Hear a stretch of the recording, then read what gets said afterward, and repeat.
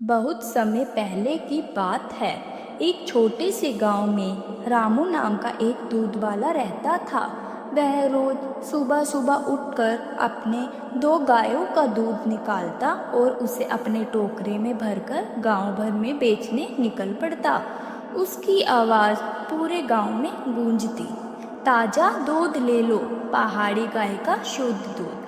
रामू मेहनती तो था, लेकिन उसके मन में लालच बहुत था। उसे हमेशा लगता था कि जितना पैसा वो कमा रहा है वह बहुत कम है। उसे जल्दी अमीर बनना था। अब धीरे धीरे उसके मन में लालच बढ़ने लगा। एक दिन उसने सोचा, अगर मैं दूध में थोड़ा पानी मिला दूं तो दूध की मात्रा बढ़ जाएगी और ज़्यादा कमाई होगी। किसी को क्या पता चलेगा। उस दिन से रामू ने दूध में पानी मिलाना शुरू कर दिया। पहले थोड़ा, फिर थोड़ा और फिर ज़्यादा। लोगों को शुरुआत में कुछ पता नहीं चला, लेकिन समय के साथ सबको एहसास होने लगा कि रामू का दूध पहले जैसा गाढ़ा नहीं रहा। गांव वाले आपस में बातें करने लगे, पता नहीं रामू के दूध को क्या हो गया है। पहले कितना गाढ़ा होता था। हाँ, अब तो लगता है जैसे आधा पानी ही बेचता है। धीरे धीरे रामू की साख गिरने लगी, लेकिन वह लालच में अंधा हो गया था। उसे बस अपने पैसों की परवाह थी। एक दिन गांव में एक साधु आया। वह रामू के दरवाजे पहुंचा तो रामू ने सोचा, ये तो मुफ्तखोर लोग हैं, क्यों दूँ इन्हें कुछ। फिर भी दिखावे के लिए उसने एक कटोरा दूध साधु को दे दिया, लेकिन वही पानी मिला हुआ दूध था। साधु ने दूध पिया, लेकिन तुरंत समझ गया कि इसमें मिलावट है। उसने मुस्कुराते हुए रामू से कहा, बेटा, लालच की राह हमेशा बर्बादी की ओर ले जाती है। ध्यान रखना, जो तुम दूसरों के साथ करोगे वही तुम्हारे साथ भी होगा। रामू ने उनकी बात पर हंसते हुए कहा, बाबा, ये सब भाग्य वाग्य की बातें हैं, मैं तो अपना फ़ायदा देखता हूँ। साधु ने शांत स्वर में कहा, ठीक है बेटा, जैसे तुम्हें ठीक लगे वैसा करो, लेकिन याद रखना, ईमान की कमाई भले छोटी हो पर टिकाऊ होती है।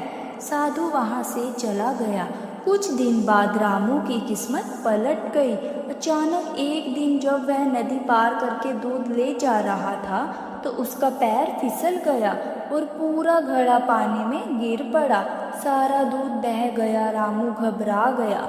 उसने किसी तरह गाय का और दूध निकाला, लेकिन जब वो घर पहुंचा तो देखा कि उसकी एक गाय बीमार पड़ गई है।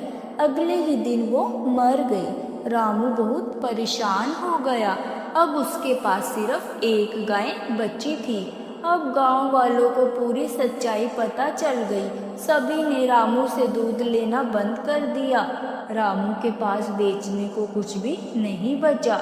वो अकेला बैठा सोचने लगा, मैंने ये क्या कर दिया।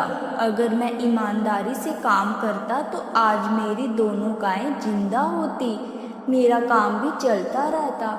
रामू को साधु की बात याद आई, जो तुम दूसरों के साथ करोगे वही तुम्हारे साथ होगा। उसने बहुत पछतावा हुआ।